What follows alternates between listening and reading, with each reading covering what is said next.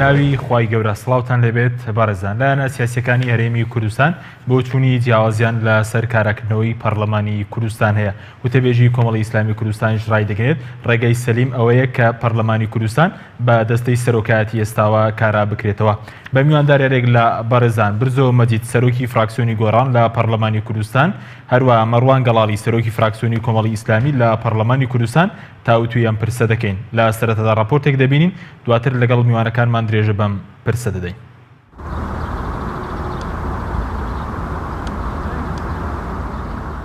لەسەر کاراکردنەوەی پەرلەمانی کوردستان لایەنە سیاسیەکانی هەرێمی کوردستان بۆ چوونی جیاوازیان هەیە. بەرپرسانی پارتی دیموکراتی کوردستان باز لە هەوڵی کاراکردنەوەی پەرلەمان و گۆڕینی دەستەی سەرۆکایەتی ئێستای پەرلەمانی کوردستان دەکەن بە ئەنجامدانی ڕێککەوتنی سێلایەنەکە. ڕێبوار حەمەد وتەبێژی کۆمەڵی ئیسلامی کوردستان لەبارەی پرسی کاراکردنەوەی پەرلەمانی کوردستانەوە ڕای دەگەێنێت. هەڵبەستی کۆمەڵ لەبارەی پەرلەمانەوە نەگۆڕە و پێمان وایە پەرلەمان بە ناحەق و بە نایاسایی پەک خراوە کە دەستی بۆ پرسێکی یاسایی بردووە. وتەبێژەکەی کۆمەڵی ئیسلامی ئاماژە بەوەش دەکات لای کۆمەڵ ڕێگەی تەندروست و سەلیم بۆ کاراکردنەوەی پەرلەمانی کوردستان ئەوەیە پەرلەمان بە دەستەی سەرۆکایەتی ئێستاوە کارا بکرێتەوە ڕۆڵی خۆی ببینێت. لە پێشتریشدا مەسعود بارزانی لە مانگی 11 ساڵی ڕابردوو پەیامێکی بۆ گۆڕانکاری لە سێ سەرۆکایەتیەکەی هەرێم بڵاو کردەوە و دوای پەیامەکەش سەرجەم لایەنەکان پێشوازیان لێکرد. بەڵام پارتی پرۆژەکەی بارزانی جێبەجێ نەکردو و پاشگەز بۆتەوە لە گۆڕانکاری لە سێ سەرۆکایەتیەکەدا. محمود محەممەدی وتەبێژی پارتی دیموکراتی کوردستانیش بە میدیاکانی حیزبەکەی ڕاگەاندووە ڕامانوایە دەستەی سەرۆکایەتی پەرلەمانی کوردستان لە کارەکانی سەرکەوتوو نەبووە و کێشەی دروست کردووە، بۆیە پێویستە با ڕێککەوتنێکی سیاسی نوێ پەرلەمان کارا بکرێتەوە. لە دوایین کۆبوونەوەی هاوبەشی سەرکردایەتی هاوبەشی گۆڕان و یەکێتیشدا وەفدی یەکێتی سێ پێشنیازیان داوەتە گۆڕان بۆ کاراکردنەوەی پەرلەمان کە خۆی دەبینێتەوە لە گۆڕینی سەرۆکی پەرلەمان. سعدی ئەحمەد پیرەی ئەندامی مەکتەبی سیاسی یەکێتیش لە لێدوانێکی ڕۆژنامەوانیدا ڕای دەگەێنێت گۆڕان تاوتوی پێشنیازەکەی یەکێتی دەکات. یەکێتیش پێی باشاموو لایەک بەشدار بن لە کاراکردنەوەی پەرلەماندا. لە ئالایەکی ترەوە شۆڕش حاجی وتەبێژی بزوتنەوەی گۆڕان لە لێدوانێکدا ئاماژە بۆ دەکات دەبێت پەرلەمانی کوردستان بە هەمان دەستەی سەرۆکایەتی ئێستاوە کارا بکرێتەوە. دوایەوەی پەرلەمانی کوردستان دەستی بۆ هەموارکردنی یاسایی سەرۆکایەتی هەرێم بردوو ویستی بە شێوەیەکی یاسایی چارەسەری پرسی سەرۆکایەتی هەرێم بکات. ئابڕارێکی مەکتەبی سیاسی پارتی لە 12 ئۆکتۆبەری ساڵی 2015دا پەک خرا. دوای تێپەڕبوونی ساڵێک و 7 مانگیش بەسەر پەخستنیدا تاوەکو ئێستا پەرلەمان کارا نەکراوەتەوە.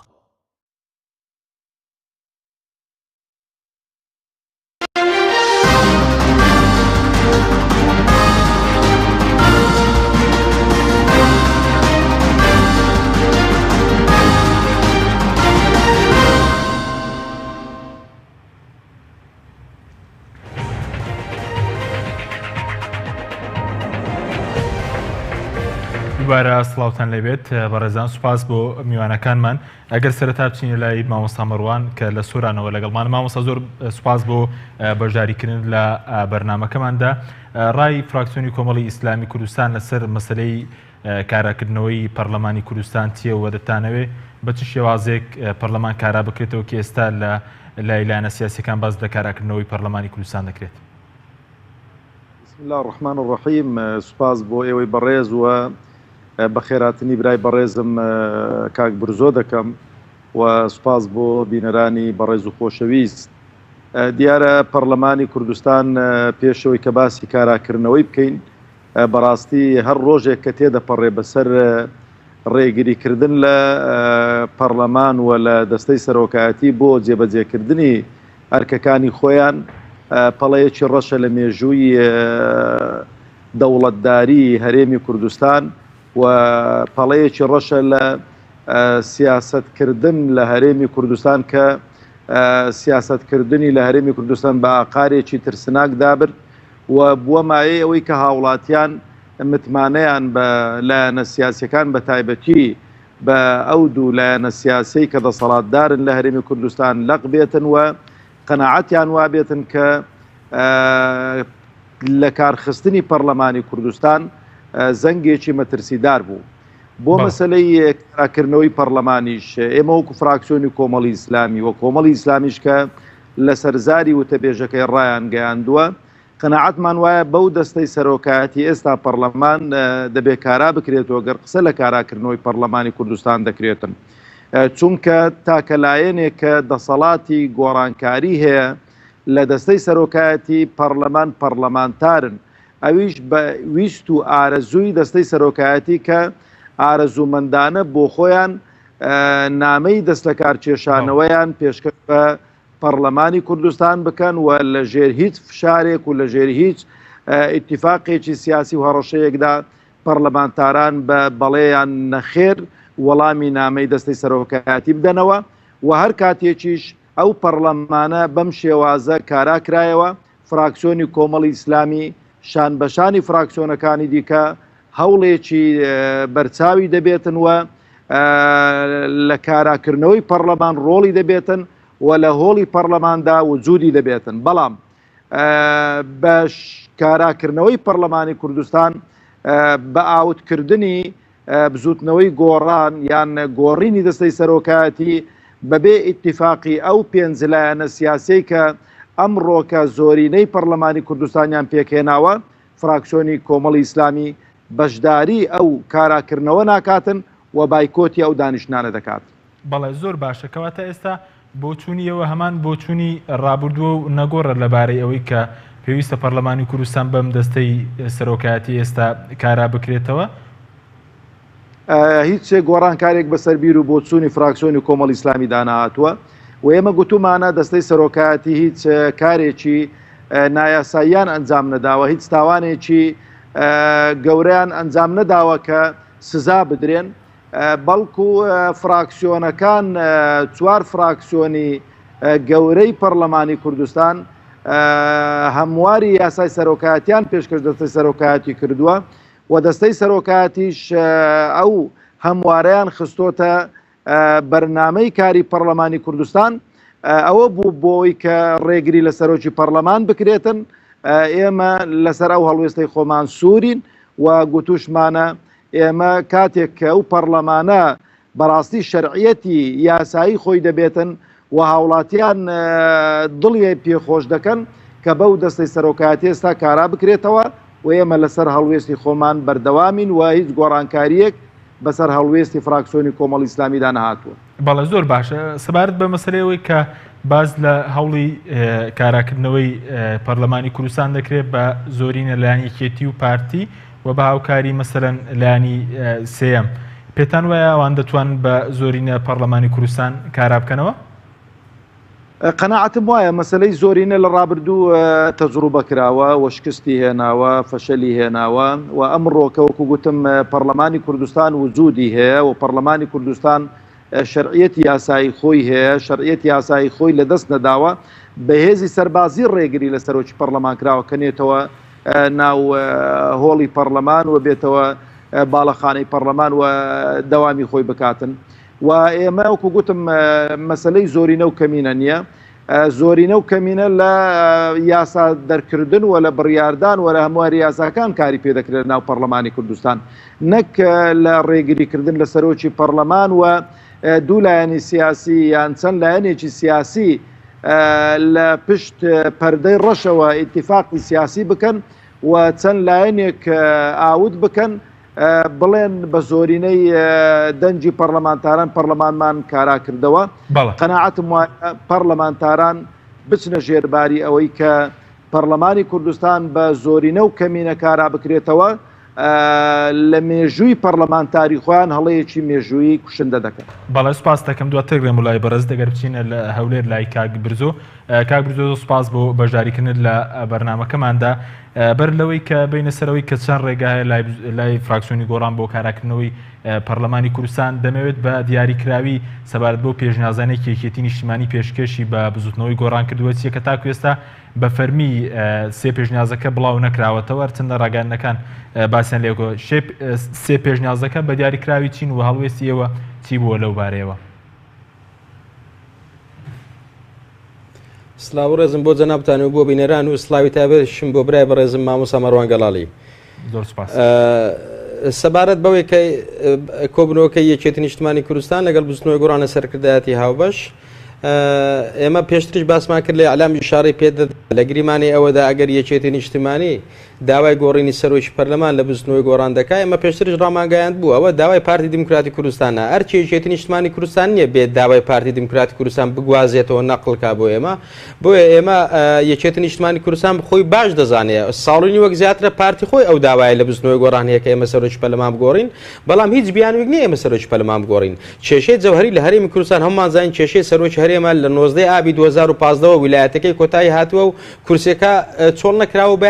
بە نایاسایی ئەو کورسە بەڕێوە دەبرێت بۆ یەکێتی نیشتمانی کوردستان جگە لەوەی وەڵام لە ئێمەوە گرتەوە کە ئێمە بە هیچ پێشنیازێکی لەو جۆرە ڕازی نابین بەڵام سێرەکە لەوەدایە خۆشی پێشتر دەزانی کە ئێمە پێشنیاری گۆڕینی سەرۆکی پەرلەمان ڕەت دەکەینەوە چونکە هیچ قانونێکی تێدا نییە. بەڵێ زۆر باشە بەس بە دیاریکراوی ئەو سێ پێشنیازە چی بوون یانی ئەوەنێ کە خراونەتە بەردەستی ئێوە و ئێوە ڕەتان کردوەوە سێ پێشنیازەکە بە دیاریکراوی چی بوون؟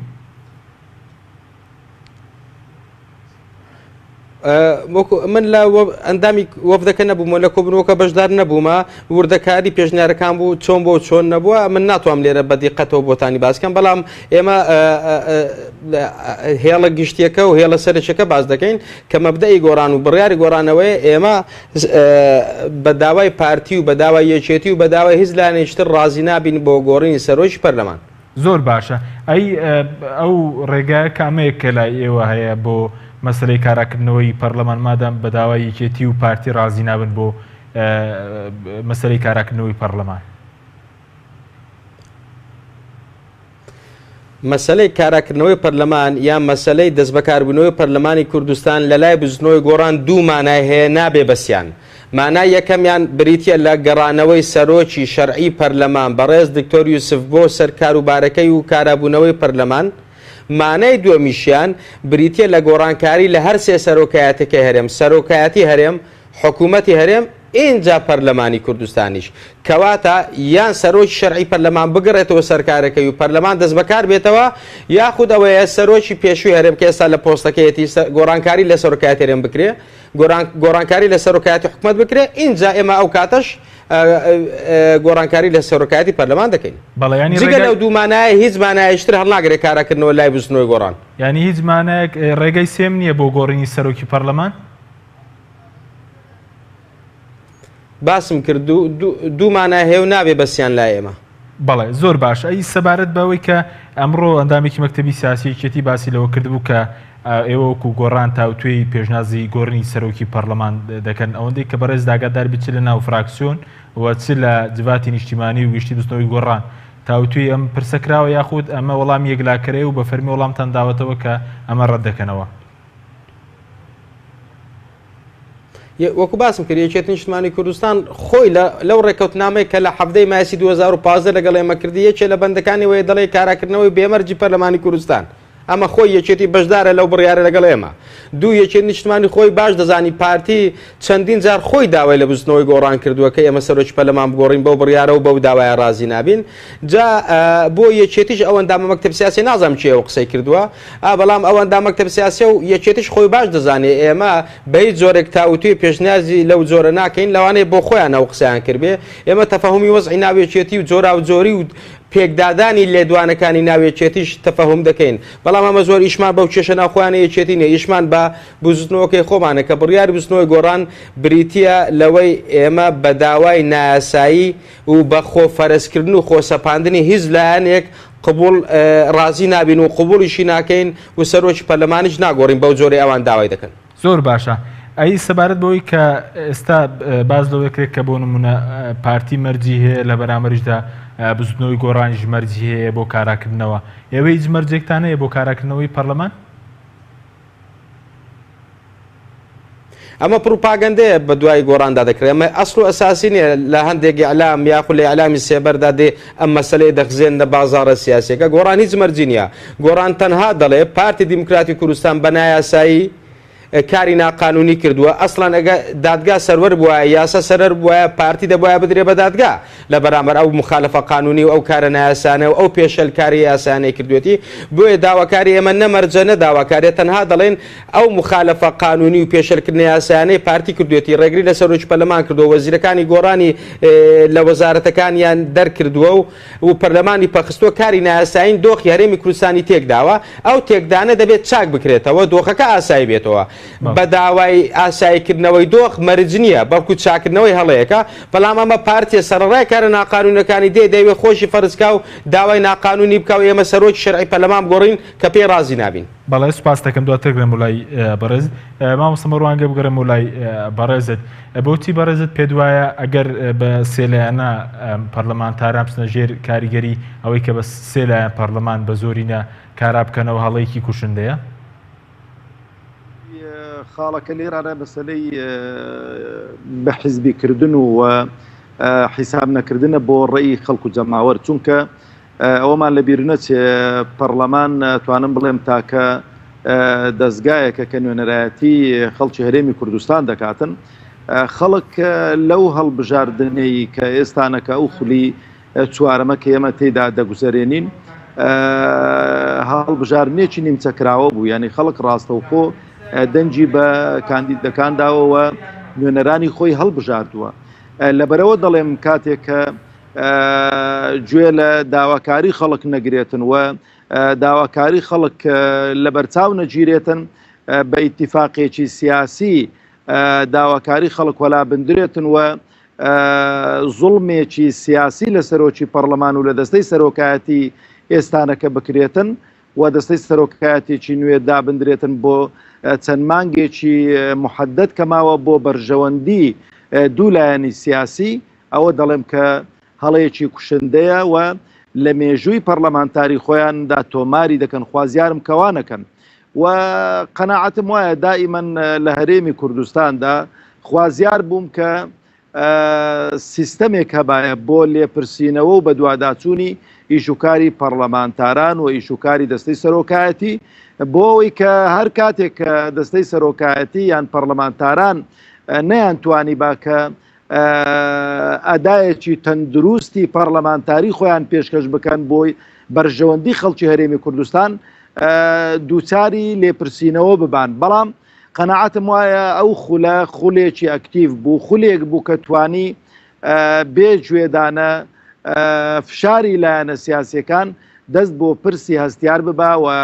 کۆمەڵە یاسایەکی جوان دەربکاتن لە پەرلەمانی کوردستان بۆ خەڵکی هەرێمی کوردستان و نقطە لەسەر حرف دابنێتن لەو یاسایانەی کە سیستەمی حکومڕانی بەرەو پێش دەبن بەڵام بەڕێگریکردن لە پەرلەمانی کوردستان و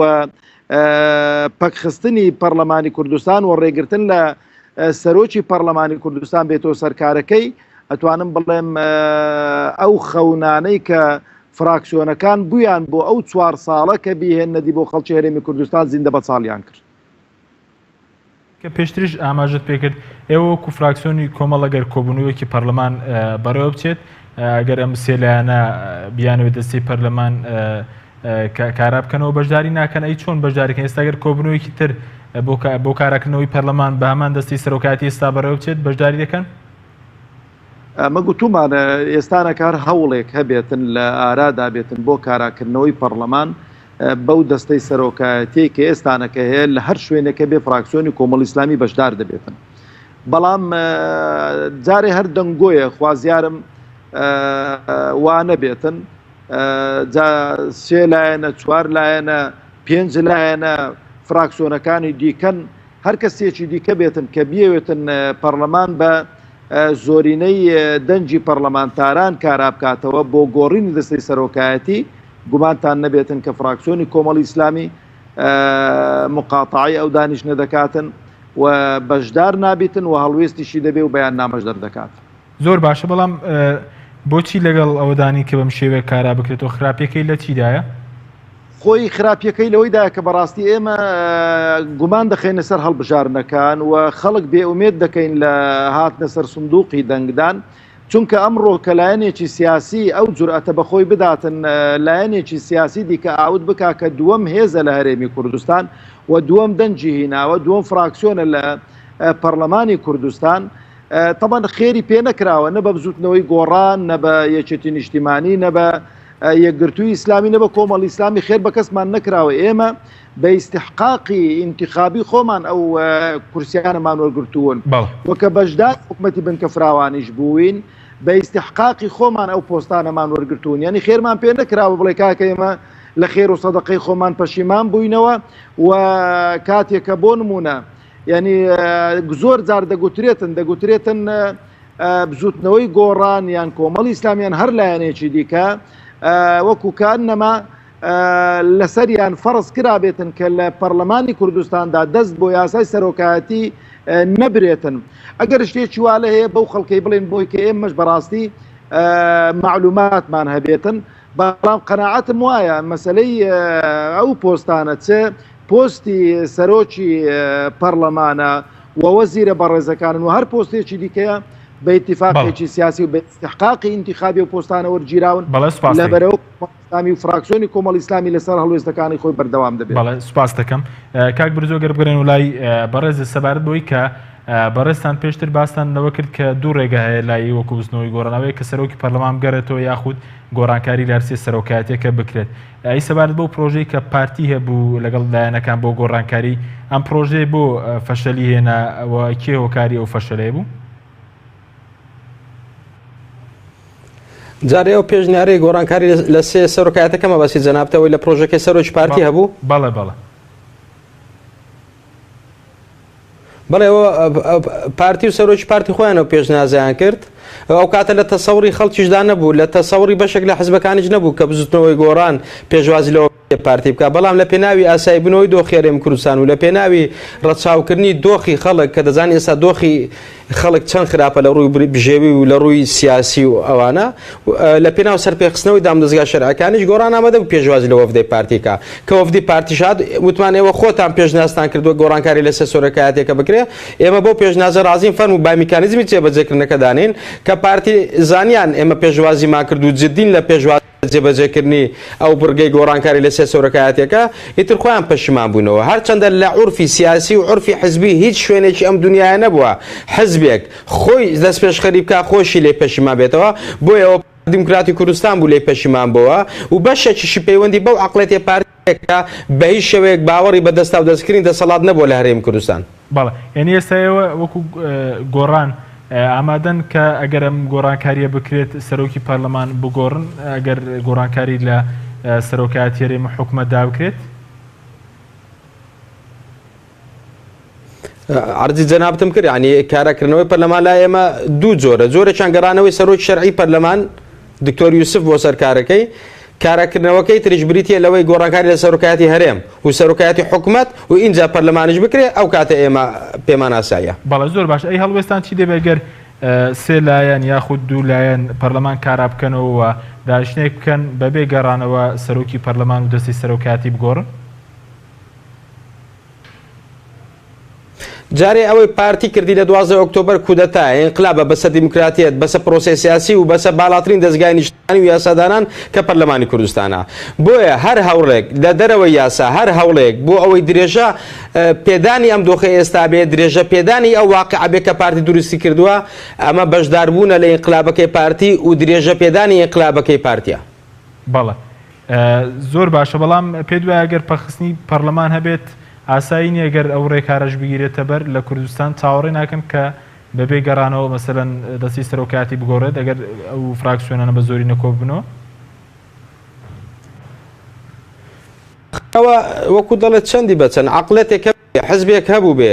ئیمانی بە پەرلەمان و ئیمانی بە شەرعیەتی دەنجی خەڵکی کوردستان نەبوو بێ و ئەم دەگە پیرۆزانی خەڵکی کوردستان کە داویانە بە دروستکردنی ئەم پەرلەمانە بێ بە ناقانونی پەچکە هەر ئەم عەقڵەتێ بێ درێژە بە کودەتاکەی خۆی بدا ئەو حزبە بێ درێژە بە کودەتاکەی خۆی بدا و بەشێک لە حزبەکانی تریش ڕاکێشێ و ڕازیکە بۆ ناو ئەجێندا خراپەکەی خۆی ئاخر عەقڵەتێک خۆی لە ئەساسە ئیمانی بە پەرلەمان نەبوو بێ لە حاڵەتی کەوتووی پەرلەماندا بێ پەرلەمان جۆرێکی ناقانونی دیموکراتی ناسیاسی کاراکاتەوە تەمای چیت بەوە بێ ینی دڵی چیت بەوە خۆش بێ؟ بەڵێ زۆر باشە بەس سەبارەت بەوەی کە بۆچی ئێوە کە پێشتر ئێستا مەسەلەن ڕەنگە پێشتر چوار لایەنە کە زۆری نەبوون دەتانتوانی پەرلەمان کارا بکەنەوە بۆ نەتانتوانی ئێستا هاوکێشەکە پێچوانە نەبووتەوە کە ئەم لایەنە نەپەرد بووبن و ڕەنگە لایانی تر زۆری نەبن بۆەوەی کە پەرلەمان کارا بکەنەوە جارێ مەوزوع کارەکردنەوە پەرلەمان لە مەسەلەیان زۆر پەیوەندی بە چەمکی زۆرینە و کەمینە نییە چونکە کودەتایەک کارێکی ئابروبەرانە کە سومعی هەرێمی کوردستانی لە کەدار کردووە کە بریتە لە ڕێگری لە سەرۆکی پەرلەمان بەهێز و پەخستنی پەرلەمان دۆخی هەرێمی کوردستان گەیشتە دۆخی چەقبەستووی جگە لەوەی معاشی خەڵک یاری پێکرا و موچێ خەڵک دەستی بەسەداگیرا بۆی خەڵک مەشغوڵ کرێ بە موچە و بە قوتی کێشەی سەرۆکایەتی هەرێمی بیرچێتەوە واز لەوە بێنە ئەوەی کە کراوە کوفری قانونە کوفری یاسایە بۆیە لێرە زۆر پەیوەندی بە چەمکی زۆرینە و کەمینە نیە ئەو کارەکردنەوەی پارتی لەگەڵ چەند حیزبێژ کە دەوێ بیکە مەسەلەکە چاکردنەوەی دۆخی هەرێمی کوردستان و سڕینەوەی ئاساوارەکانی ئەو کودەتای پارتیە بۆیە خۆ مەسەلەکە بە هەر ئێستا زۆر نشکۆکەنەوە بستنەوە پەرلەمانە کارەکەنەوە ئەدی ئەو عیبە مێژوویە ئەو کارەساتە مێژوویەی کە پارتی کردی و پەرلەمانی پەخست و اینجا کۆمەڵێک حەزب بێن خۆیان بکەن بە شەریک لەو عیبەی پارتی لەو کودەتای پارتی بۆیە لەم حاڵەتەیاندا خۆی زۆرینە و کەمینە زۆر ئاسایە بەڵام لە حاڵەتەیاندا حاڵەتە کارەساتاویەکە کە سومعی هەرێمی کوردستانی پێلەکەدار بوو کە پەرلەمان بوو زۆر زاڵە بەسەر چەمکی زۆرینە و کەمینە کە ئەوەی پارتی دەوێ بیکە بەڵێ سوپاسان دەکەم بەڵە بینەرانی بەڕێز ناوبڕێکی کورتمان هەیە دوای ناوبڕەکە دەگەڕینەوە لاتان لەگەڵمان بێننەوە بەرنامەی ئەمڕۆ بە سپۆنسەری کۆمپانیای ئەسێ بۆ بازرگانی مۆبایل شیری ئەڵتونسا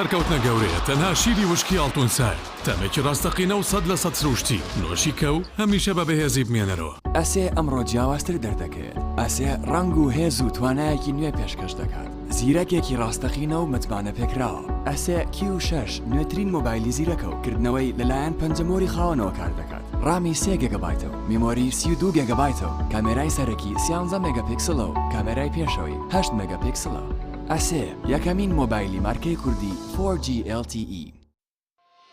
کۆمپانیای بەیزا لە پێنە و بەرەنگاربوونەوەی قەیرانی دارایی و پێشکەشکردنی باشترین ئامری کارەبایەتی نۆماڵ کۆمپانیای بەیزا بووە بریکاری گشتی کۆمپانیای زەمگی ئیتالی هەروەها فرۆشتنی بەرهەمەکانی باقیستی هەژدەمان بە هاوڵاتیان سەلاجە و مجەمیدە هەموو جۆرەکانی سپلیت تەلەڤیزیۆن و تەباخ و مڕەشەح فرن و مایکرۆ گسکی کارەبایی غەسالەی جلشتن و قاپشتن بەیزا مامی هاوڵاتیان کۆمپانیای پارەزان بۆ حەج و عومرە و گەشت و گوزار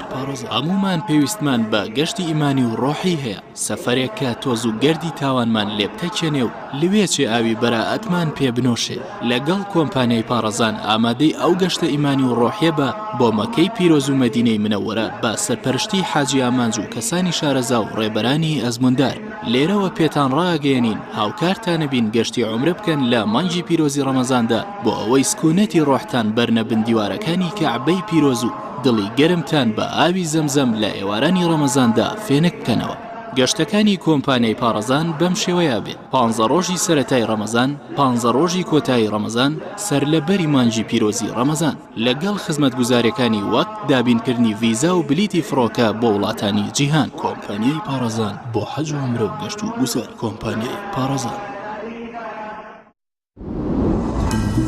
تۆپ ئارت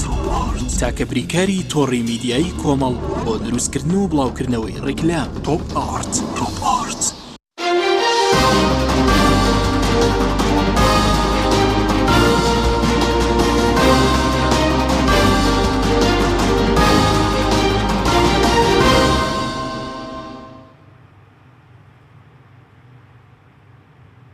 دووبارە سڵاوتان لێبێت بەڕێزان مامۆستا مەڕوانگە بگەڕێمە و لای بەڕێستان سەبارەت بەوەی کە ئێستا مثلەن داواکاری هەیە بۆ گۆڕنی دەستی سەرۆکایەتی پەرلەمانی کوردستان بە تایبەتی لەلایەن پارتیەوە ئایا کێشەی کوردستان کێشەی دەستی سەرۆکایەتی پەرلەمانی کوردستان یاخود بە گۆڕینی دەستی سەرۆکایەتی کێشەکان چارەسەر دەبن ئەگەر کێشەکان چارەسەر دەبن بۆچی مەسەلەن کە سکرتێر لە ئێوە یاخود سەرەو لە بزوتنەوەی گۆڕانە ئەو هەنگاوانانن کە دەست دەکار بکێشنەوە؟ یان قەناعەتم وایە مەسەلەی دروستکردنی کێشەی دەستەی سەرۆکایەتی یان پەرلەمان یان ڕێگرتن لە سەرۆکی پەرلەمان یان دەستبردن بۆ مووچەی خەڵکی ئەوە هەموو هەنگاوێک بوون بۆی کە مەسلەی سەرۆکایەتی هەرێم لەبیر خەڵکی هەرێمی کوردستان ببرێتەوە و خەڵک باسی بەنایاسایی مانەوەی سەرۆکی هەرێمی کوردستان نەکەن لەسەر پۆستەکەی و لەسەر کورسەکەی خۆیدا و چەندان قەیرانی دیکە واکراوە دروست کراون چکە من دایمەن دەڵێم ئەو قەیرانانەی کە لە هەرێمی کوردستان دەستکردن دروستکراون کۆمەڵە قەیرانانێکن بۆ ئەوەی کە خەڵکی هەرێمی کوردستان فکر و بیر و هۆش و زەینی لە لای سیاسەتکردن و لە لای دەستا و دەستکردنی دەسەڵاتدانە بێتن مەسلەی دەستبردن بۆ ئەو سێ پۆستە من قەناعەتم وایە برایانی بەڕێز و خۆشەویستم پەیوەستە بە خودی تێکەڵچێشکردنی کێشەکان تێکەڵچێشکردنی مشکیلەکان دەنا ئەم پێم خۆشە ئەو لایەنە سیاسیانە بێن دەست لەسەر برینەکان دابنێن و پێمان بڵێن دەستەی سەرۆکایەتی چه وەکو بڵێ تاوانێکی ئەنجام داوە چ کارێکی نایاسایی کردووە بۆ ئەوەی کە هەموو کێشە سیاسیەکانی هەرێمی کوردستان ئەو ڕۆکە ئاڵێنراون بە قاچ و قولی دەستەی سەرۆکایەتی هەرێمی پەرلەمانی کوردستانەوە لەبەرەوە قەناعەتم وانییە من لە دوور و نزیکەوە دەستەی سەرۆکایەتی پەرلەمانی کوردستان هیچ هەنگاوێکی نایاسایی نابێتن بۆی کە محاسبە بکرێتن و لە پۆستەکانی خۆیان لا ببرێن بەڵکو یەک کاری زۆر جەریانەیان کردووە لەگەڵ ئاستی هاوڵاتیان وەکو بڵێ داواکاری هاوڵاتیاندا بوون و توانم بڵێم ڕەبط و عیلاقەیەکی زۆر تونند و تۆڵ هەبووە لە نێوان دەستەی سەرۆکایەتی و سەرجەم فراکسیۆنەکان لەبەرەوەی قەناعەتم وایە زیاتر لە چوارچێوەی بڕیارە سیاسی حیزبەکان کە لە مەسلحەت و بەرژەوەندی خەڵکی هەرێمی کوردستان دانەبوون دەستەی سەرۆکایەتی لەگەڵیان دانەبوون زۆر باشە بەس مامۆستا ڕای چیە کە هەندێک لە مەسەرەن باز لەوە دەکەن دەستی سەرۆکایەتی پەرلەمانی جۆرێک لە وابەستەبوونیان هەیە بە کورسیەوە ئەخۆی کاتێک دەبێ و قسەیە بکرێتن کاک حەکیمجان کاتێک کە ئەو خولە تەواو بێتن کە ئەو خولە تەواو دەبێتن بڵێن کاک ئێمە قبول ناکەین هەڵبژاردن بکرێت لە کورسەکانی خۆمان ناینە خوارەوە یعنی ئەگەر بۆ هەموو خولێک ئەو قسەیە دروست بێ ئەو خولە دروست نییە چونکە ساڵێک و قسوور ئەو خولە ئەو دەستەی سەرۆکایەتی لەسەر کورسەکەی خۆیان دانیشتون کەسش خێری پێ نەکردوون و بەدەنجی زۆرینەی پەرلەمانتاران لەسەر کورسەکانی خۆیان دانیشتون و ئەو خاڵەشت باز کرد کاکە بۆ ئەو دوو ئێوە و بزوتنەوەی گۆڕان بۆ نمونە سەرۆکی پەرلەمان سکرتێری پەرلەمان دەست لە کار ناچێشنەوە لە پێناو چ دەستە کار بچێشنەوە لە پێناوەی کە ئەو لایەنە سیاسیە بە تایبەتی کە ئەمڕۆ وەزی هەرێمی کوردستانی بەو ئاقارە دابردووە یعنی وای لێ بکرێتن کە ئەمڕۆی ئەوە بۆ بچێتە سەری بەیانی هەر شتێکی دیکەی بەدڵ نەبێتن پەرلەمانی کوردستان هەڵدەوەشێنێتەوە و ڕێگری لە سەرۆکی پەرلەمانی داهاتوش دەکاتن و هەر شتێکە لەگەڵ بەرژەوەندی حزبی خۆیدا تێک نەکاتەوە دانی پێداناینیت و قەناعەتیشی وایە کە هیچ شتێکی نایاسایی نەکردووە. بەڵێ سوپاس دەکەم کاک برزۆگەر بگەڕێنەوە لای بەڕێز سەبارەت بەوەی کە ئێمە لە بەردەم چەند ئەگەرداین ئەگەر پەرلەمانی کوردستان بە زۆرینە کارا بکردو یاخود ئەگەر لایەنە سیاسەکان نەگەشتنە ڕێکەوتن ئەویش ئەوەیە کە پەرلەمانی کوردستان تا 6 شەرعیەتیە دوای ئەمە شەرعیەتی نامێنێت و پەرلەمانی دەچێتە دۆخێکی ناشەرعی بوونەوە ئەنی چارەسەر چییە بۆ ئەم دۆخە بەر لە گەشتن بەو تەوقیتە؟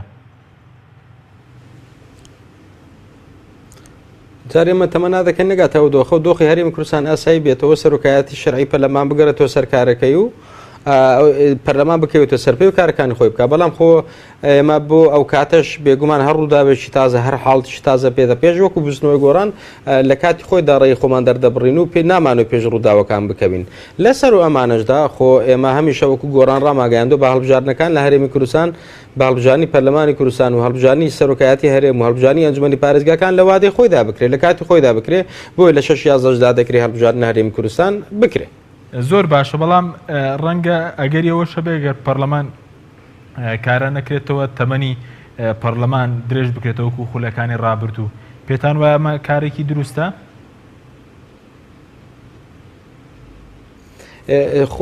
چه وڵاتێک چه هەرێمێک چه ئەندام پەرلەمانێک تەمەناوە دەکات پەرلەمانەکەی پەک بخرێ لە هەمان کاتدا چێ تەمەنا دەکات پەرلەمانەکەی تەمەنی درێژکرێتەوە بۆیە هەموو ئەوانە دەرهاوێشتەی کێشەی سەرۆکایەتی هەرێمن لە هەرێمی کوردستان نە قەیرانی دارایی بەم جۆرە هەبوو بەڵێ قەیرانی دارایی بەوەی دابەزەنی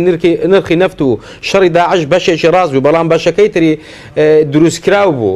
پارتی کە هەژمونی خۆی زاڵە لە ناو حکومەتدا وای کرد کە قەیرانی دارایی زیاتر پەرەبسێنێ بۆی خەڵک کێشەی سەرۆکایەتی هەرێمی لەبیر بچێتەوە بۆیە هەموو ئەمانە دەرهاوێشتەی کودەتاکەی پارتی و کێشەی سەرۆکایەتی هەرێمن ئەگەر نانەجە ناوە دەو پرسیارە لە من دەکرد نە من وەڵامی ئەوەشم دەدایەوە کاگە پەرلەمانی کوردستان وادەی خۆی تێپەڕی و هەڵبژاردن نەکرا دەکەوێتە چ دۆخێکەوە بۆیە نە پەرلەمانتار و نە خەڵکی کوردستان هیچ حەزبولایەنێک حەز ناکە ینی پەرلەمانەکەی وای لێبێ بگاتەوە دۆخە زۆر باشە بەڵام ئەوەی کە ئێستا گەر ئەو پێشنازەی پارتیە بێ و بە زۆرینە لە نێوان دوو هێزیان سێز پەرلەمان کارا بکرێتەوە دەستی سەرۆکایەتی پەرلەمان بگۆدرێت باشترە یاخود دۆخی پەرلەمان بەم شێوەیە ئێستا بمێنێتەوە تۆ کە نەخۆشێک دەبێ لای دکتۆر بەهۆی نەخۆشیێکی گەورەوە تووشی چەندین نەخۆشی لاوەکیش بووە دکتۆرەکە دەبێ بێ نەخۆشە سەرچەکە چارەسەرکە ئینجاوانی تر بۆیە ئێمە هیچ ئیشمان بەوە نییە کە ئەجێندای پارتی چێ بۆ درێژەدان بە کودەتاکەی خۆی چه حەزبێکیش بەگەڵی دەکەوێت چێ بەگەڵی ناکەوێت ئەوە هیچ کێشە ئێمە نیە کێشەی ئێمە سەرچاوی کێشەکانە کە سەرۆکایەتی هەرێمە و سەرچاوی عەقڵەتەیە کە ئیمانی و باوەڕی بە پەرلەمان و بە شەریعەتی دەنجی خەڵکی کوردستان نییە بۆیە ئێمە تاوەکو جەوهەری کێشەکە کە سەرۆکایەتی هەرێمە چارەسەری نەکەین هەر جوڵێشتر هەر پرۆسێشتر بکرێ درێژە پێدانە بە کودەتاکەی پارتی و نیوە ناچڵیشە زۆر باشە بەڵام ئێمە پەرلەمان هەر بە پەخراوی بمێنێتەوە باش یاخود پەرلەمانێک کە کارا بکرێت و گوێڕا لە حیزبەکان بکات و بە پێی ڕێکەوتنی حیزبەکان بجۆڵێتەوە کامیان باشترە؟ ئەی سەرۆکایەتی هەرێمێک بە ناشەرعی کورسێکی چۆڵ نەکرێ و سەرۆژی پێشووی هەرێم بە ناقانونی بەردەوام بێ و هیچ حزبێکیش بەرامبەری قسە نەکا ئەوە خوش قبول ناکە بەڵێ مەبەستمەوەیە ئێمە پەرلەمانێکی کارامان هەبێت یاخود ئەوەی کە ئێستا ئەو ڕێکەوتنە کە باز دەکرێت سێ قۆڵەکە بۆ چیانی بۆ ئەوەیە کە لە داهاتوودا ببینەوە بە خاوەنی چ پەرلەمانێک ئەقنا مەسەلەکەوە نیە پەرلەمانی کوردستان کە پەخراوە خۆ کارەساتێکی سروشتی پەچی نەخستووە پارتی دیموکراتی کوردستان بە کودەتا پەچی خستووە ئەو حەزبانەی کە لەگەڵ پارتی زۆر خەمی کارەکردنەوەیانە با بچن داوە لە پارتی بکەن بڵێ کاکە تۆ پەرلەمان پەخستووە وەرە چاچکەوە بەڵێ واز لەو کودەتا بێنە با سەرۆکی شەرعی پەرلەمان و دەسێت سەرۆکایەتی بگەڕێتەوە دەست بە کارەکانی بکە بۆ بە دوای حیلە شەرعی و حیلەی ناقانونی بگەڕێن زۆر باشە زۆر باشە بە سەبارەت بەوەی کە ئێستا ئەگەر پەرلەمان بەم دەستەی سەرۆکایەتی ئێستا کارا بکرێتەوە یاخود زۆر باز لە زەرورەتی کاراکردنەوەی پەرلەمان دەکرێت هیچ لە دۆخی سیاسی هەرێمی کوردستان دەگۆڕێت یاخود لە ژیانی هاوڵاتیان هیچ وەکو مەبەست ئەو درێژکردنەوەی کە پارتی بە هاوکاری چەند حزبێک دەوێ بیکە ئەو کارەکردنەوەیە نەخێر ئەگەر پەرلەمانی کوردستان بەو شێوازە ئێستا کارا بکرێتەوە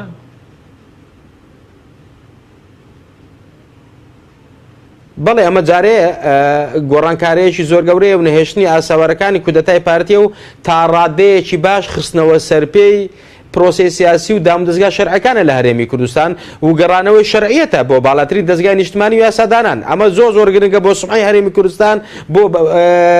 بەرقەراربوونی ئەو یاسایانی لە هەرێمی کوردستانان ئەوەی تریان بێگومان مەسەلەی سەرۆکایەتی هەرێم دەبێ ئەو کاتە چارەسەر بکرێ مەسەلەی قەیرانی دارایی دەبێت لێپرسینەوەی باشتر لە حکومەت بکرێ و سەرچاوی نەفت و داهات باشتر کەشف بکرێ بۆی معاشی خەڵکی پێ بدرێت نەوەکو معاش خەڵک بکرێتە کەرستەی ململانەی سیاسی و حزبی و پروپاگەندە بۆ هەندێک حزبی تر کە بڵێنەوە خەتای حزبی ترە معاش نادرێەوەوانەکۆ پروپاگەندانەی پارتیۆندی حزب تر دەکەن دەڵێنەوە خەتای گۆڕان بوو کەەوە هیچ ئەسوە ساسی نیە شتێکی زۆر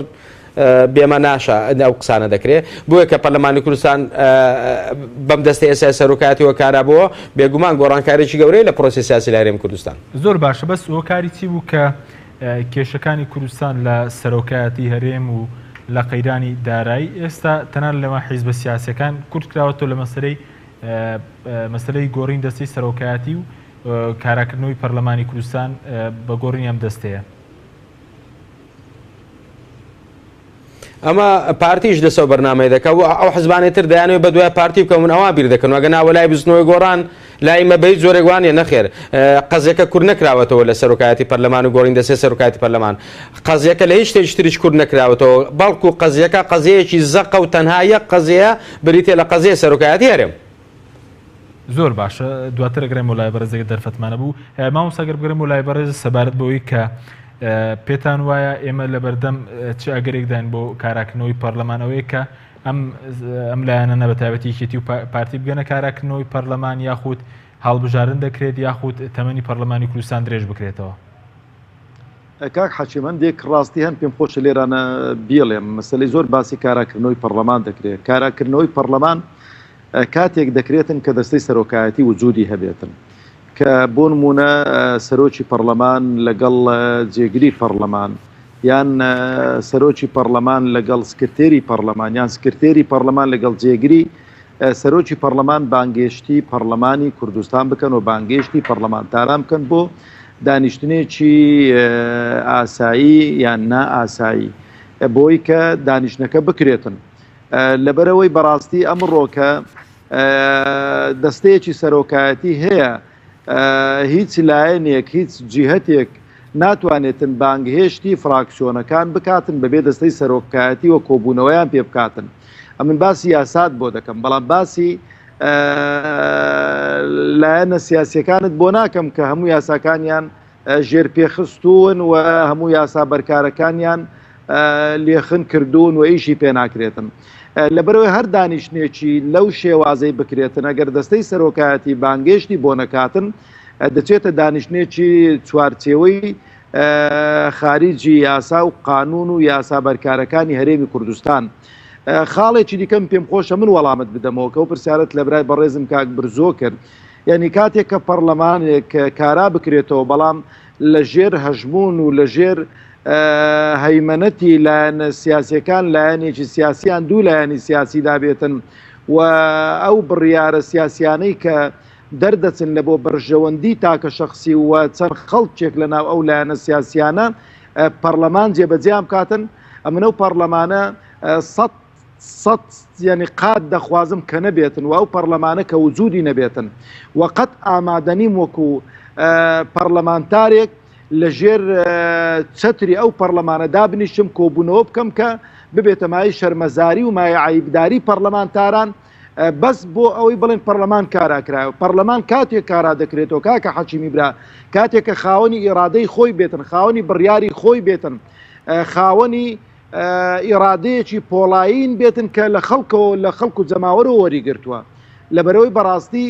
کاراکردنەوەی پەرلەمان ئەگەر ئەو لایەنە سیاسیانش دەیانەوێتن ڕووی سیاسی خۆیان سپی بکەنەوە دەبێت دەست هەڵگرن لە دەستێوەردانی پەرلەمان کە پەرلەمان تاکە سەرچاوەی یاسادانان و پەرلەمانە کە دەتوانێتن چاودێری دام و دەستگاکان و حکوومەتی هەرێمی کوردستان بکاتن بەڵام بەداخەوە ئەمڕۆوای لاتوە خەڵک دەڵێ بەس پەرلەمان کارا بکرێتەوە کاکە پەرلەمان ئەگەر خاوەنی قسەی خۆی نەبێ خاوەنی ڕادەی خۆی نەبێ ئیشاڵە پەرلەمان هەر نابینینەوە وجودیشی نامێنی لە هەرێمی کوردستان. زۆر باشە بەڵام تام ئیرادەیە پێ دوایە لە کۆتاییدا سەر دەکەوێت ئەو ئیرادەی کە بەڕێز باز لەوەکە کە پەرلەمانێکی پەخراوە بێ باش لەوەی کە گوێرا لە حیزبەکان بێ یاخودەوەی کە ئێستا حیزبەکان کۆبوونەوەی لە سەر دەکەن یاخود قسە لە سەر دەکرێت کە پێویستە سەرۆکایەتی بگۆڕدرێت. ئەم قەناعەتم وایە ئیرادەی خەڵک سەر دەکەوێت و ئیرادەی خەڵکی چاکساز سەر دەکەوێتن ئەگەر هاتبا و ئەو لایەنە سیاسیانە بە تایبەتی ئەو دوو لایەنە سیاسی کە ئەمڕۆکە ئەتوانم بڵێ من زۆر جار گوتومە نە چاکە بەتەنێ بەلایەنێک دەکرێت نە خراپەش بەتەنێ بەلایەنێک دەکرێت هەردووچیان متتەفیقن تەماشە مەکە لە ڕاگەیاندنەکان برادرانی یەکێتی چ دەڵێن پارتی چ دەڵێتن ئەمە قەناعەتم وایە ئیتیفاقێکی دوو قۆڵی هەردووک و تەوزیعی ئەدوار کراوە لەبەرەوە من قەناعەتم وایە گەر بیان توانی باە ئەو سیناریۆیی کە قەناعەتیان پێێتی بیان توانی با ئەکتەری گونجاویان بۆ دانەبان لە مێژبوو ئیش و کارەکان ڕەها کرد بۆ ئیش و کارەکان تێپەڕاند بوو بەڵام ئەمڕۆ کە ئیرادەیەکی پۆڵایینی خەڵکەیە لە خەڵک و جەماوەر لە ڕێکخراوە جەماوەریەکان لە نەسیاسیەکانیش ئەمڕۆ کە هەمووی متتەفیقنین لەگەڵ ئەم شێوازی حکومڕانی و شێوازی دەوڵەتداری کە لە هەرێمی کوردستاندا دەکرێتن قەناعەتم وایە کە ئەو ئیرادەیە سەر دەکەوێت کە ئیرادەی چاکسازیە و پەرلەمانی داهاتوش بە قەناعەتی منەوە پەرلەمانێک دەبێت زۆر ئەکتیڤتر دەبێت لەو پەرلەمانەی کە ئێستا ئەمە تێدادش زۆر باشە کاک برزۆ ئەگەر بێمە لای بەڕێزت کاتشمان کەمەوە دو پرسە سەبارەت بۆی کە ماوەسەمەڕۆ ئاماژەی بۆ کرد بەبێ دەستی سەرۆکایەتی ئێستا پەرلەمان ناتوانێت کۆبێتەوە بەڵام ئێستا جێگیری سەرۆکی پەرلەمان هەمان ڕۆڵی سەرۆکی پەرلەمان نابینێت لە هەولێر ناتوانێت ئەم کارە بکات نەخێر بێت زۆرێک پەرلەمان پەخراوە ئیندارێتی ئەگەر جێگری سەرۆکی پەرلەمان لەو بینایە دەوام دەکەی سەرۆکەکەی کودەتای بەرامبەر کراوە بۆیە یعنی ئەم پەرلەمانە خۆی ئێستا تعلیقی کاروبارەکانی کراوە لە بەرەوەی پەخراوە ئەگەر هەندێک شوونی ئیداری و مالی جێگری سەرۆکی پەرلەمان بۆ خۆی بە پێدەسەڵاتەکانی جێگرکە هەیەی دەیکە ئەمە کەی کاروبارە یاخود تەجاوزی دەسەڵاتەکانی خۆی دەکات لە غیابی سەرۆکی پەرلەمان ئەوەش کارێکی ناساییە چۆن دەبێت جێگری سەرۆکی پەرلەمان تەجاوزی دەسەڵاتەکانی خۆی بکە بەڵام بە هەموو بارەکانی کار بکە کار نەکات سەرۆکە شەرعەکە دوور خراوەتەوە کەواتە ئەم پەرلەمانە پەخراوە بەڵێ یعنی ئەو بەپێی یاسا ناتوانێت ئەو کارە بکات جێگری سەرۆکی پەرلەمان کام کاریان من ئەوەی کە ئێستا کاروبارەکانی پەرلەمان ڕادەپەڕێنێت و زۆر جا بڕیاری دەرکردووە بە ناوی نەناوکو باسمان کرد جارێ پەرلەمانی کوردستان پەخراوە پەرلەمانی کوردستان پەخراوە و لە حاڵەتی ئاسایی پەرلەمانیشدا سەرۆک جێگر سکرتێر بەپێی یاسا و بەپێی ڕێنماییە ئیداریەکان هەر بوو بەپێی پەیڕەوی ناخۆی پەرلەمانیش دەسەڵاتیان دیاری کراوە بەڵام کە سەرۆکی پەرلەمان لێرە نەبێ هەر ئیشێک کە ئیشی سەرۆکی پەرلەمان بێت جێگری سەرۆکی پەرلەمان کە لە پارتیە و ئەمە بە فرسەت بێنێ و تەجاوزی دەسەڵاتەکانی بکات بێگومان کاری نایاساین ناچێتە چوارچێوەی کاری شەرعیەوە چونکە دەسەڵاتەکانی خۆی تێدەپەڕێن و تەجاوزی دەکات بە هیچ جۆرێک هیچ کارێک لە ئەساسدا کار و دەسەڵاتی سەرۆکی پەرلەمان بێ و جێگرەکەی بەکاری بێنێ تەجاوزی بکات بێگومانەوە کاری نایاساییە بەڵێ زۆر سپاس بۆ بەڕێز برجۆمەجید سەرۆکی فراکسیۆنی گۆران کە لە هەولێرەوە لەگەڵ ماویەوە زۆر سپاس بۆ بەڕێز مەروان گەڵاڵی سەرۆکی فراکسیۆنی کۆمەڵی ئیسلامی کە لە سوورانەوە لەگەڵ ماوی سپاس بۆ بینەرانی بەڕێز تا بەرنامەیەکی تر